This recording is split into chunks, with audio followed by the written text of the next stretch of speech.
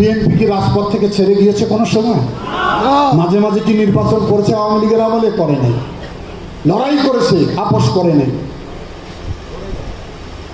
এই অবস্থার মধ্য দিয়ে একটি পট পরিবর্তন হয়েছে। আমরা সম্মিলিতভাবে আন্দোলন করেছি এই মুক্তির জন্য। এখন নানান কথা শুনি, নানান বয়ান দেয়, নানান সবক দেয় আমাদের। দুঃখ লাগে আমাদের। বিএনপির আত্মত্যাগ, বিএনপির সংগ্রাম বাংলাদেশের সোনালী অক্ষরে লেখা থাকবে চিরদিন।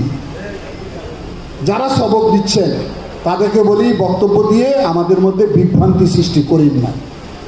বিএনপির আন্দোলনকে খাটো করে দেখার চেষ্টা করবেন না। কারণ বিএনপির এই জুলাই আন্দোলনে প্রায় 450 নেতাকর্মী আত্মহত্যা দিয়েছে। সর্বাধিক সাধারণ মানুষের পাশাপাশি নামধারী পদধারী বিএনপির লোকেরা। আমাদের জেলখানে নেই এমন কোনো নেতা খুঁজে পাবেন না। আর কিছু কিছু নেতা একদিন রিমান্ডে গিয়ে আন্দোলন তুলে নিলাম বলে, বলে নাই? একদিনে বলেছেন না, গরম পানি দিয়েছিল না, ডিম থেরাপি দিয়েছিল না, কি নির্যাতন করেছে, তাতেই বলেন যে আন্দোলন বন্ধ। যখন আন্দোলন বন্ধ তখন তো আমার নেতা তারেক রহমান বলল, মাঠে যাও, মাঠ দখল করো, যেখানে যে অবস্থা আছে অবস্থান নাও। তারপর না জনগণ ঘুরে দাঁড়ালো। সংগ্রাম দিয়ে বিএনপির সৃষ্টি হয়েছে। এই 9 বছর আমার দেশনেত্রী বেগম খালেদা জিয়া আন্দোলন করে এরশাদকে পতন ঘটিয়েছিল। শেখ হাসিনা তো মাঝখানে 2 বার হারিয়ে গিয়েছিল, আপোষ করেছিল।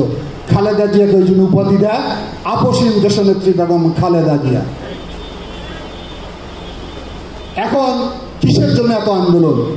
কেন এত আত্মহত্যা? কেন এত রক্তপাত?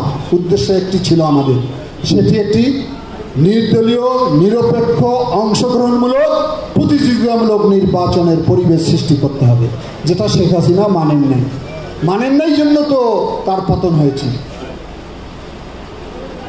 এই অন্তর্বর্তীকালীন সরকার কি জন্য এসেছিল?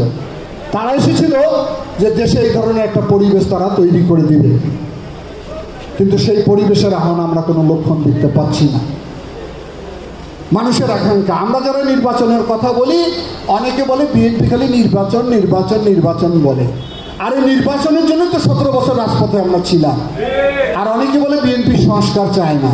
আর আপনারা এখন নয়া সংস্কারবাদী হয়ে গেছেন। সংস্কার তো একটা চলমান প্রক্রিয়া, চলতেই থাকবে। মানুষের চাহিদা পরিবর্তন হবে, মানুষের রুচি পরিবর্তন হবে, পরিবর্তনের পাশাপাশি সংস্কার করতেই হবে, এটাই নিয়ম।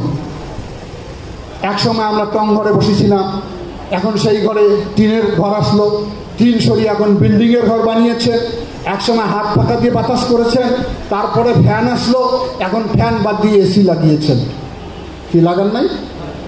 এটি তো মানুষ ধীরে ধীরে জীবন পরিচালনার সঙ্গে সঙ্গে পরিবর্তন আসবে। একদিনের সংস্কার হলে আর জীবনমানের সংস্কার করতে হবে না। আমরা বলি ন্যূনতম সংস্কার করে অবিলম্বে নির্বাচনের রোডম্যাপ ঘোষণা করা হোক। এটা বিলম্বের পিছনে ষড়যন্ত্র নিহিত।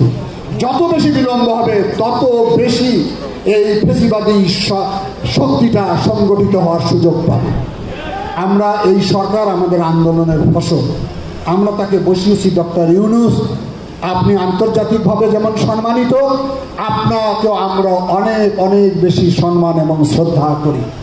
আমরা চাইব না যে আপনার পরিণতি যাতে ওই ধরনের অবস্থা সৃষ্টি হয়।